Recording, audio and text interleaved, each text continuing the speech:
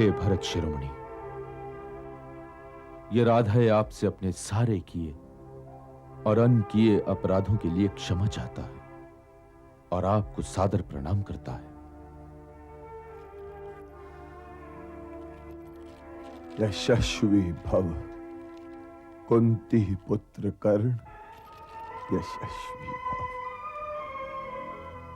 ये तुम भी जानते हो पुत्र कि तुम कौन हो, और मैं भी जानता हूं। यदि आप जानते थे तो फिर आपने मुझे अपने ध्वज तले युद्ध करने का सौभाग्य क्यों नहीं दिया? इसके दो कारण हैं सूर्यपुत्र।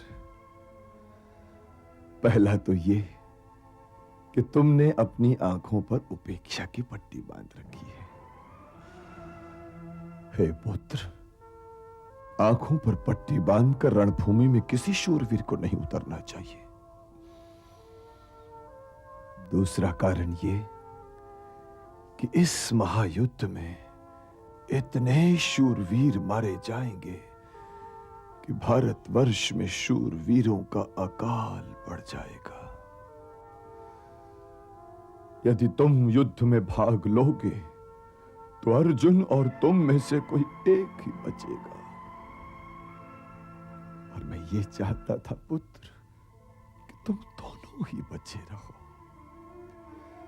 क्योंकि तुम दोनों जैसे शूरवीर बार बार जन्म नहीं लेते। तुम भरतवंशी नहीं हो,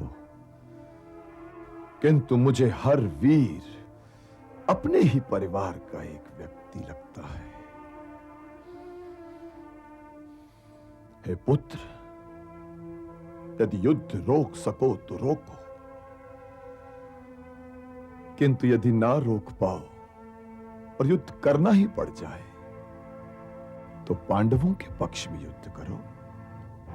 यदि मैं ऐसा करूं पितामह, तो दुर्योधन के नमक के ऋण का क्या होगा? और आप तो वचन का मूल्य जानते हैं, इसलिए दुर्योधन के पक्ष में युद्ध करने के लिए मुझे आज्ञा दीजिए। दुर्योधन के पक्ष में युद्ध करने के लिए आप भी विवश थे और मैं भी विवश हूं। मैं आज्ञा तो नहीं दे सकता पुत्र, किंतु यह अवश्य कह सकता हूं कि हे सूर्यपुत्र कर्ण, अपने धर्म का पालन करो।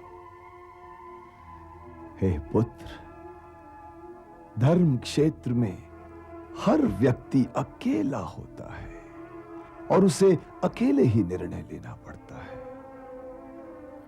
इस धर्म क्षेत्र कुरुक्षेत्र में जितने भी योद्धा एकत्रित हैं, वे चाहे किसी भी शिविर में हो, अकेले ही हैं। और अकेलेपन का अर्थ तुमसे अधिक कौन समझ सकता है पुत्र? कौन समझ सकता है?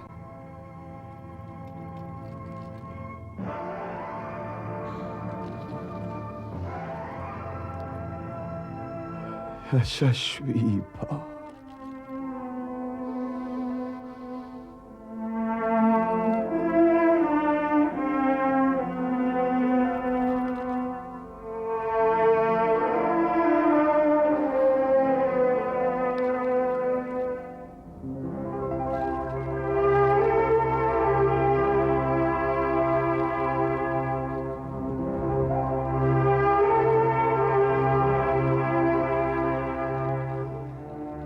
हे कुंती, कर्ण जैसे महावीर की माता होना भी बड़े गर्व की बात है। बधाई हो पुत्री, बधाई हो। शरशैया पर भीष्म है, करें कर्ण से बात। वीरों का यह धर्म है, रहे धर्म के साथ।